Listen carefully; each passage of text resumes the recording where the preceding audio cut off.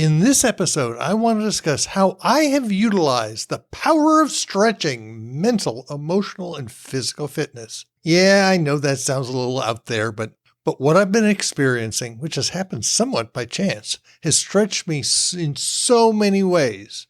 As a 66-year-old guy, I have not expected to feel this way. Cue the music. Welcome to the Repurpose Your Career podcast, brought to you by Career Pivot. This podcast is where those of us in the second half of life come together to discuss how to repurpose our careers for the 21st century. Come listen to career experts give you proven strategies. Listen to people like you tell their stories on how they repurpose their careers. And finally, get your questions answered. Your host, Mark Miller, has made 6 career pivots over the last 30 years. He understands this is not about jumping out of the frying pan into a fire, but rather to create a plan where you make clear, actionable steps or pivots to a better future career. Are you ready to repurpose your career? Welcome to episode 311 of the Repurpose Your Career podcast. My name is Mark Miller, and I'll be your host every Monday for discussion on what it's like to repurpose your career. In this episode, I want to discuss how I have utilized the power of stretching, mental, emotional, and physical fitness. Yeah, I know that sounds a little out there, but what I've been experiencing, which has happened somewhat by chance, has stretched me in so many ways. As a 66-year-old guy, I have not expected to feel this way. If you are a first-time listener, my wife and I moved to Ajijic, that's Ajijic, Mexico, in 2018. Ajijic is a village on the Lake Chapala and is about an hour's drive from Guadalajara, which is Mexico's second largest city. Since the first of the year, my wife and I have received our Jalisco Mexican driver's licenses. This required us to take a 10-question test, which was in English, and pass a parallel parking test. Yikes.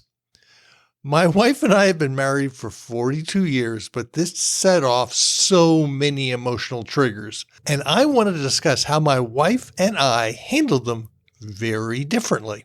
Secondly, besides continuing to learn and speak and understand Spanish, I've started to work with ChatGPT, an AI chatbot that has gone viral.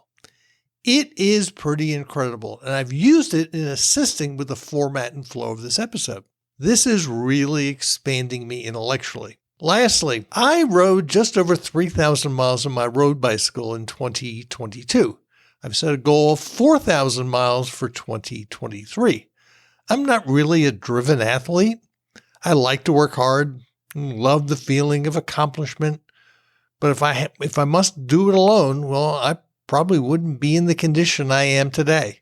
I want to discuss how I've done this and how I'm progressing in my health journey, which is, by the way, pretty darn good. However, before we get to the episode, let's have a word from our sponsor, Career Pivot. The Career Pivot membership community is a group of people from all over the U.S. and Canada with diverse backgrounds. This is a community where everyone is there to help everyone else out, figure out what they want to do in the second half of life, and then make it happen. Many have made changes they did not know existed or was possible when they came to the community. They learned from each other and broadened their horizons on what was really possible. Let's hear what Russ had to say about being part of the community.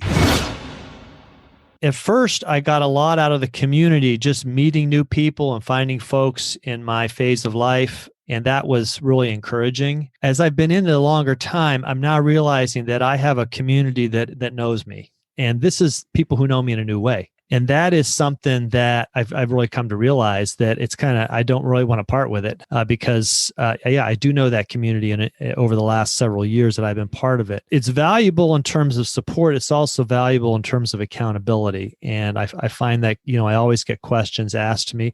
I also learn things. For example, the idea of pivoting to do some online appearances is an idea that came out of a career pivot. We had an evening where we talked about how to do that. I'm also teaching classes with something called Get Set Up, and a member of the Career Pivot community kind of recruited me to come teach classes with Get Set Up. So it was a good contact. I'm over 60 and heading toward the middle of that decade, and I find that we are a unique group. Some of us, like me, don't ever have plans on retiring.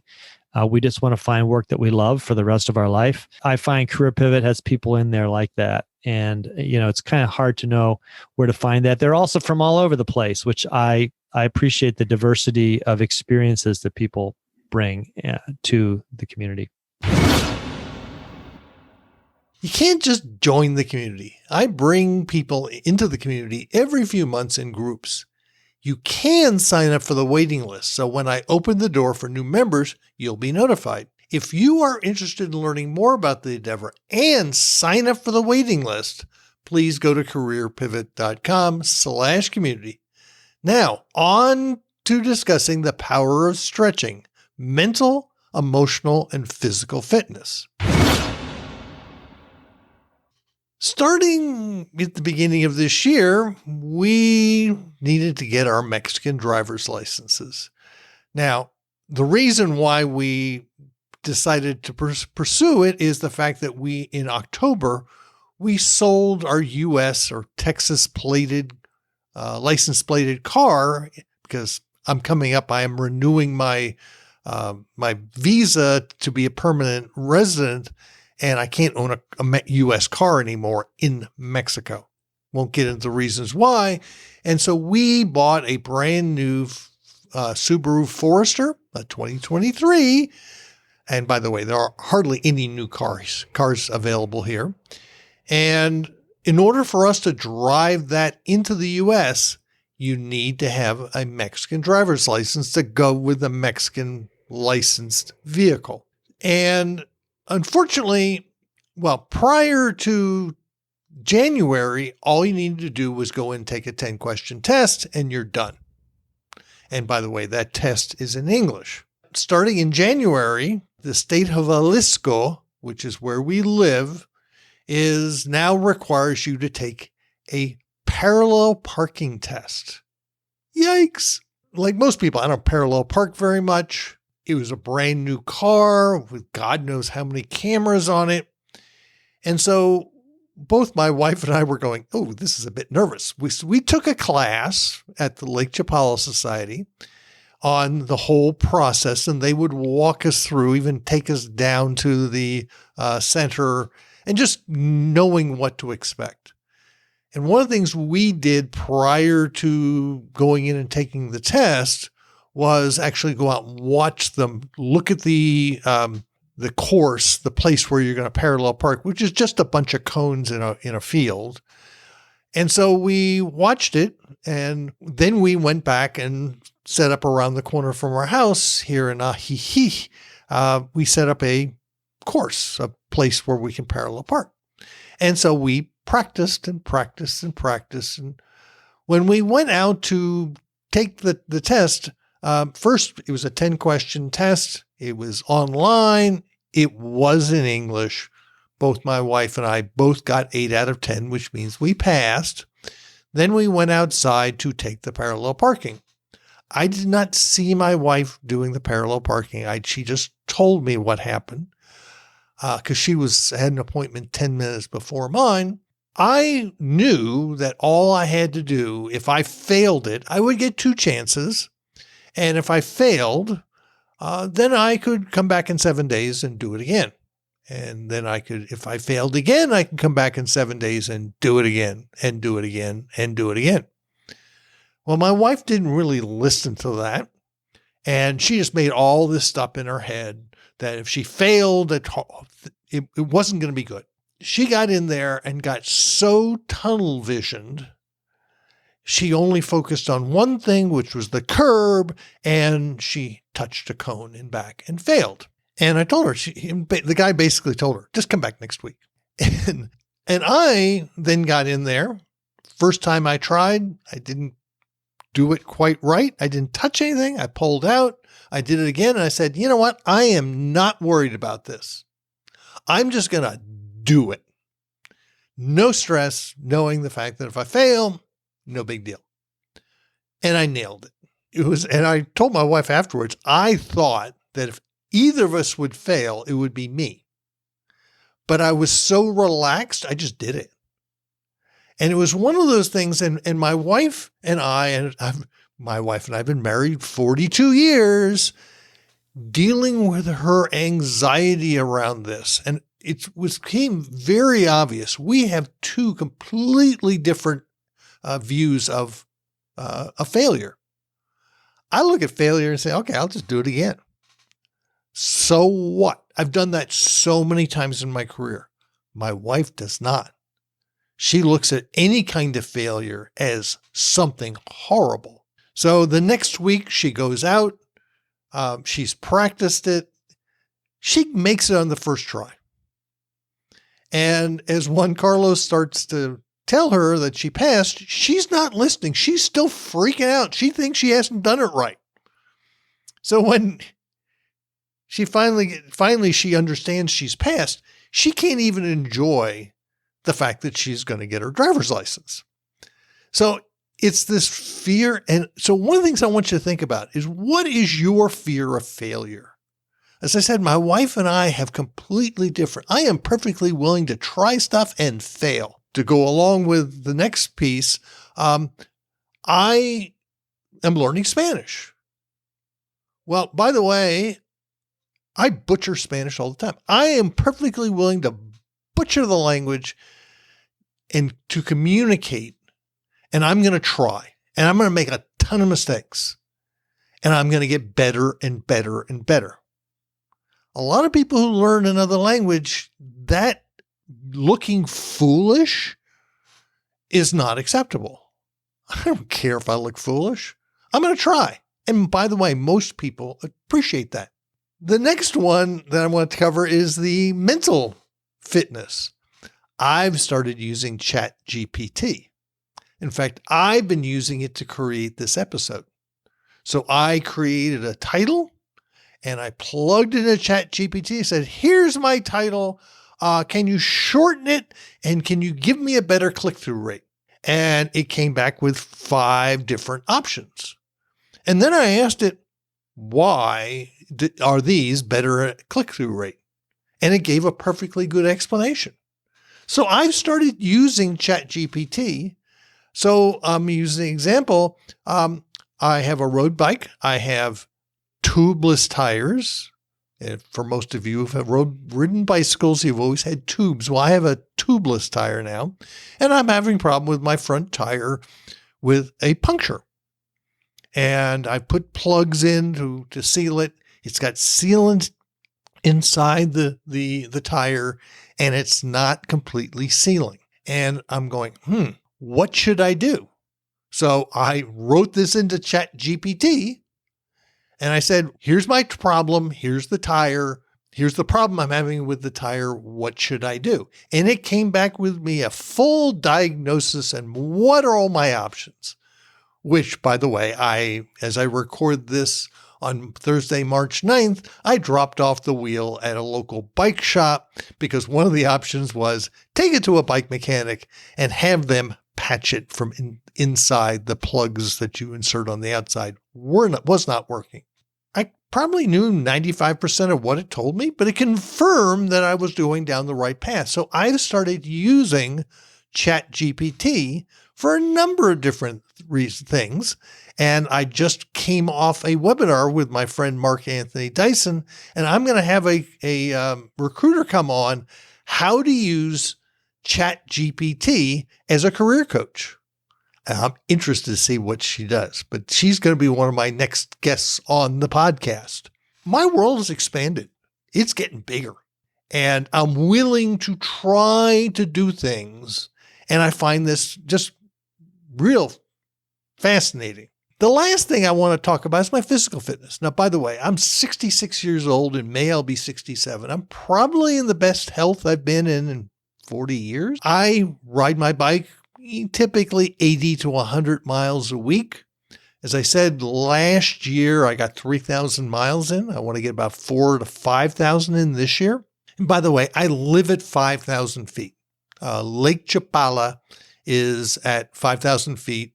And I regularly ride about once a week with my buddy Jerry. We ride up to Potrillos. I'll put a link in the show notes for that small little town. And it's about a 1,500-foot climb up 7.5 miles, 1,500-foot climb, of which 1 or 2 zones are, quote, category 2.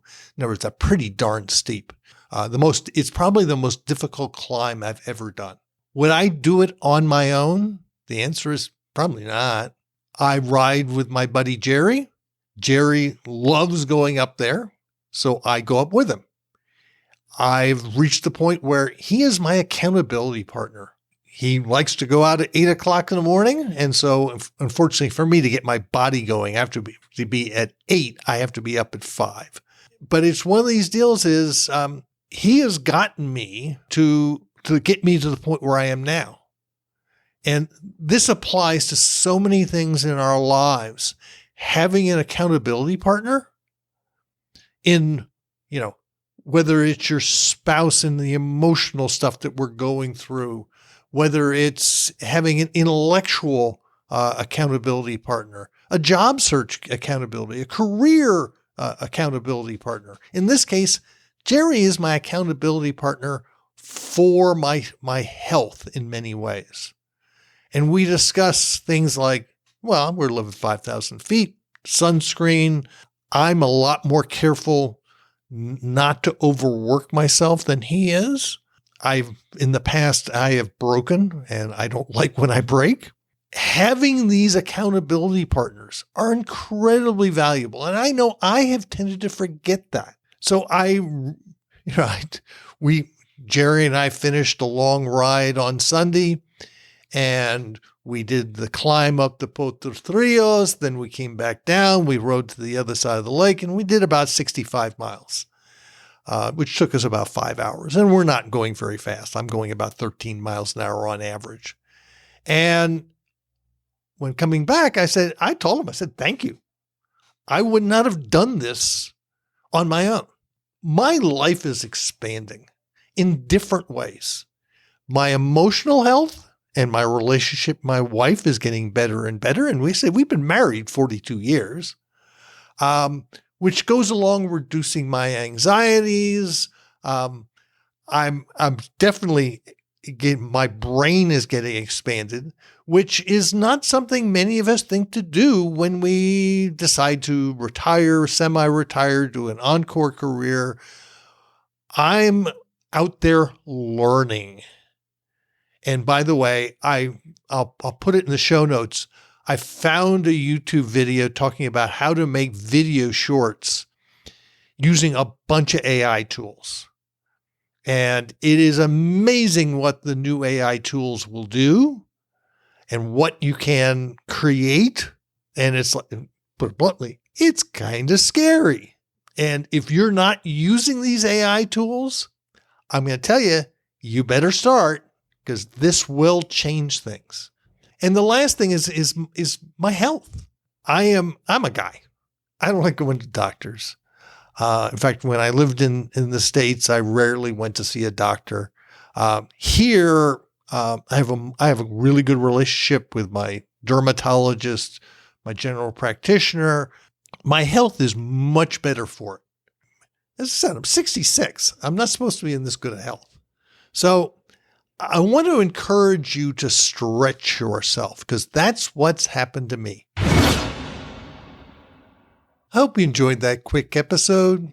When we reach this age, most of us do not think about expanding ourselves in mental, emotional, and physical fitness. Take a moment, go to careerpivot.com, sign up for the weekly Career Pivot Insights newsletter, which is sent out every Sunday. You'll get a weekly update on this podcast, white papers, and new blog posts. When you subscribe, you will receive my latest white paper, Ageism, the Last Acceptable Bias. While there, do not forget to check out the Career Pivot community and join the waiting list, which can be found at careerpivot.com/community. Feel free to connect with me on LinkedIn. Look for Career Pivot on LinkedIn. Thank you for listening all the way to the end of the Repurpose Your Career podcast. You will find all the show notes at careerpivot.com/episode-311. You can also subscribe to the podcast on Apple Podcasts, Stitcher, Google Podcasts, Podbean, Overcast, Spotify, Pandora, Amazon Music, and lots of other places where podcasts can be found. In fact, this podcast can be found on the Repurpose Your Career podcast channel on YouTube. Hope to see you next Monday for another episode of Repurpose Your Career podcast.